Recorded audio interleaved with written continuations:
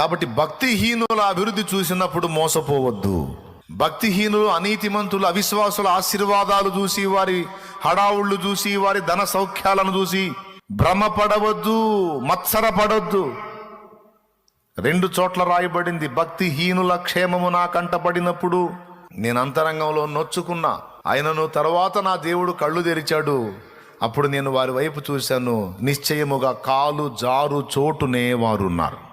వాళ్ళు వెలిచూపులకి సౌఖ్యంలో ఉన్నారు, కానీ వారి అడుగు ప్రమాదకరమైన స్థలములో ఉంది. కానీ భక్తి పరులు శ్రమానుభవంలో ఉన్నారు, కానీ వారి నివాసము క్షేమ నివాసము. ఎందుకంటే శ్రమానుభవంలో ఉన్నప్పటికీ వారితో కూడా దేవుడు ఉన్నాడు.